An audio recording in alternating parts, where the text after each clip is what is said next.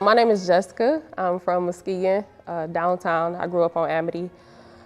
Um, I went to Muskegon Public Schools, Marquette still, then Muskegon High School. I've always been very adamant about education just because my mom instilled that in me, so I was an honor student. I participated in basketball, volleyball, National Honor Society, Student Leadership Council, like everything that went on at school I was kind of involved in. As a kid, I wanted to be a police officer, but then there was a lot of police violence, so I changed my mind immediately. And then with my asthma, I spent a lot of time in the hospital, so I immediately wanted to go into the medical field, and that's when I decided on pediatrics, but then I kind of switched to gynecology over the years. Growing up, I was raised by a single mother. I had 3 sisters under me.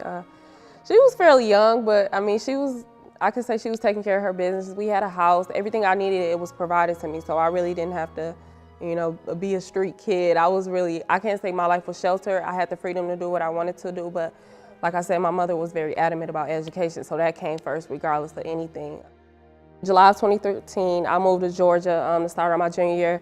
I had got accepted into Heritage High School for this kind of medical program, so we moved down there, and I could say that's where my poor choices began.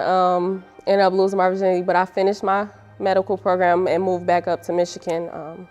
And as I was starting my senior year at Muskegon High School, that's when my poor choices actually fell back on me. I ended up getting incarcerated. Muskegon County Jail took me, I would say, almost 10 months to go through my case or whatever. I ended up getting charged with manslaughter, statutory short form, and got sentenced to 19 months MDOC.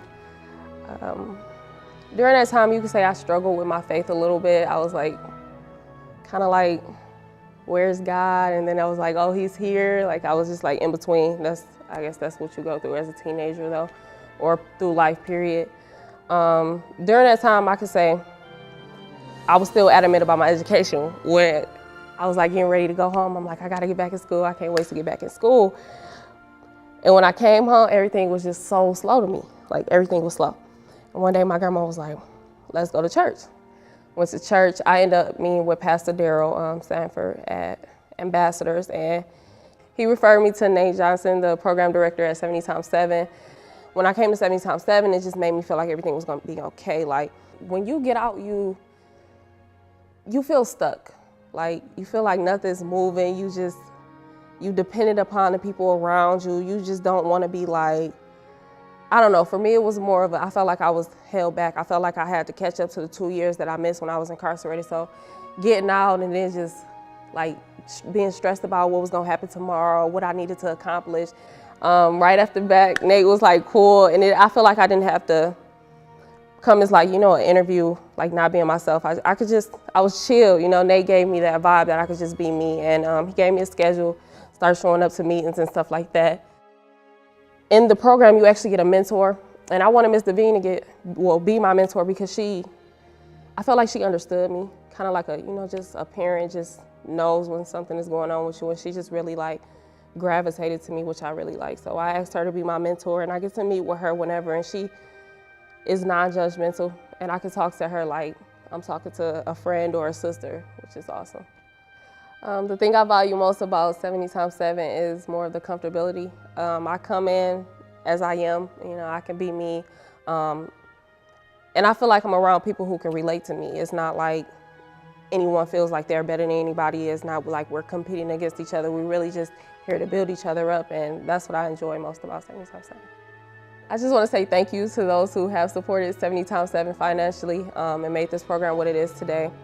And for you who haven't supported 70x7, I encourage you to support it. This isn't just a program, who's just wasting time, space, and energy. This is a program who's actually helping people like me, felons, convicts or whatever you call it, to transition back into the community, which is a powerful thing because we have stories to tell, and we can help someone who's in a situation like ours or who could possibly end up going through a situation like ours. I just want to say don't give up on us. At that point, I made poor choices, landing me to be incarcerated for 19 months. And I was facing up to 15 years. I felt like I was at my lowest point, to the point where I could only go up. You know, so I just ask that you continue to pray for them or encourage us.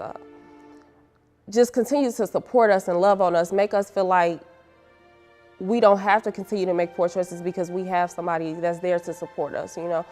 That's where a lot of our downfalls come from, feeling like we have nobody, so we do things or say things that pushes us away from people when we really just need someone to levitate us and grab us and hold us and just let us know that you care.